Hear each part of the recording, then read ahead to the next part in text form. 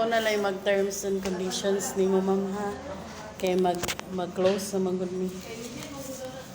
Okay. Mag terms and conditions ta ma'am ha. Ang sa atong parasat ma'am, natay mga terms and conditions. So atong terms of conditions ma'am, atong due date ma'am is every 5. Muni atong due date 5, 6, 7, and 8. Muni atong panangitan, example lang, karon unsa taron. 9 taron? 9, okay. So 9, if ever nga matauran ka og mga 12 ma'am, so nana kay billing sa March 12 until sa last day of March, bayaran na nimo siya ma'am dadto sa April 5. Dili pa na siya full amount sa imong kakwaon nga monthly kay wala man ka nagsugod sa 1. So disconnect. So kani siya ma'am discount kung current month ka magbayad ma'am, for example si March, dili man gid ka maka-discount na kay wala man ka nagsugod sa first day. So si April ma'am, ang due date ana ni April is May 5. Pero kung magbayad ka from April 1 to 25, munang nakay discount. Pag mag 26 na ma'am, wala na din to siya. Kana siya. So no grace period. So ato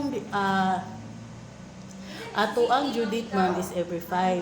So na din tay 10 days nga grace period, which is pagka 15 din ana ma'am, diha ra kutob atoa, pagka 16 ting putol na namo. The activation. So kani siya ma'am, if ever nga maputlan ka ma'am, kung maabtan ka og 3 months gikan sa imong pagkaputli, muna na today disconnection din ana nga bayaran. Nagdepende na siya kung pila ka months naka, if 1 year 1,000 ka pin, kung 3 months 1,000 ana. Then penalty ma'am, i-discount na kay wala tay penalty. Bill generation, basig matingala ka ma'am, if ever mag-bill generation magunta is every 5. So si March og maabtan pa siya og April 5, mag-bill naman punta si April, so duha na ang makita nimo sa billing ana. Pero ang imong due ana si March pa lang. Kay si April dito naman na mag-bill ang taog sa iyo ma'am tungod sa discount. Lock-in period, so naka-lock-in tawag 2 years ma'am. If ever nga dili nimo mahuman ang imuhang lock-in, so natay termination fee, which is kung pila ka amount nga imong gikuha times 3 plus 2,500. Muna ang ato ang termination fee. Termination fee. Naka-lock-in din ta 2 years. Downgrade fee. So kani siya ma'am, unsay pila mo gikuha nga monthly ma'am? Pero unsa man imong kuan? Unsa imong gusto ani?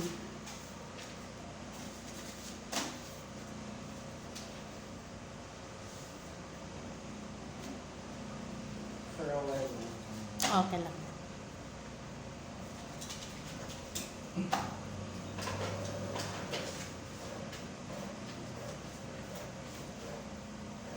Pero 1-2 ma'am.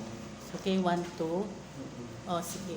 So, ang ato ang downgrade fee, ma'am, so since si 1-2 ang imong gikuha, if ever nga naa pa ka sa kontrata niya mo downgrade ka, natay bayro nun nga 1,000. Pero kung mo upgrade ka, wala tay bayaran, kanilang yun. Pero kung wala na ka sa imong contract, pwede na. Muna si downgrade. So, si HD ba? Kani bitaw ato ang HD box, ma'am. Sa una man gid ma'am is nami free. Free gid ang ako ang cable ma'am. Ang among free man good ma'am is SD lang. Kato bitaw red, yellow and white ang luyo. So mo ni siya ang imuhang 1-2 ma'am is diri kutob. Makita na nimo siya tanan ma'am except lang aning HD. Mo na ang among free. Pero for now man good ma'am is wala mi available box na sa among free. Okay. Pero kung ang inyong TV ma'am is HD na ang luyo, pwede na siya makuha na nung HD, makita na ninimo siya tanan ma'am, magbayad lang kag 1,000. Pwede ra pud na nimo siya ma'am karon or kung maka-decide lang ka. Okay, hindi siya kanon po. Dili gid siya ingon nga need gid ka magbayad o need po ka basta amo lang ikuan sa imo ma'am nga wala pa gid mi free karon pa. Pero kung gusto gid ka nga magkaroon kag cable kay wala pa man gid mi free karon, pwede ra gid ka magbayad one time each to upgrade your cable. So makita na dayon nimo siya kani siya. Dayon mo lang gid to 1,000. Pero dili gid ka kung maka-decide lang ka ma'am, pwede ra ka mo balik dire. Dayon reconnection fee.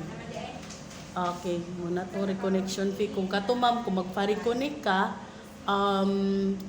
mo to siya, magbayad din ka og reconnection fee kung mabot ka og pila ka months na 3 months 1,000 man ata. So, asa naman ni? Activation muna na siya. Device, okay. Kaning mga devices nga gipang deliver sa inyo ma'am is free of use ra gina. If ever nga munda ka sa Parasat, iato ra gina siyang i-turn over diri para malikayan ang mga charges. And kani din siya diri ma'am, mo ni siya ang mga corresponding amounts sa kung mawalaan siya ma'am ba ang among device hindi napahulam sa inyo ha.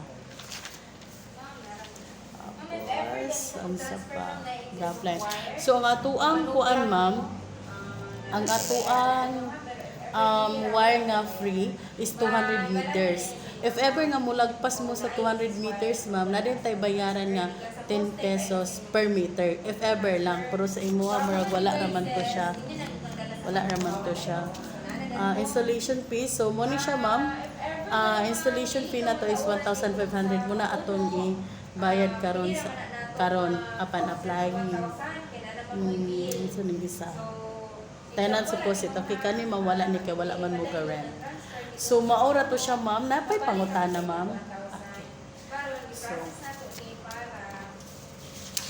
batan lang kag line ma'am ha. Magkano po ba? Ah? Yes ma'am, 1,500. Yung bayaran is 1,000 kung pag-unpaid balance sa January o February.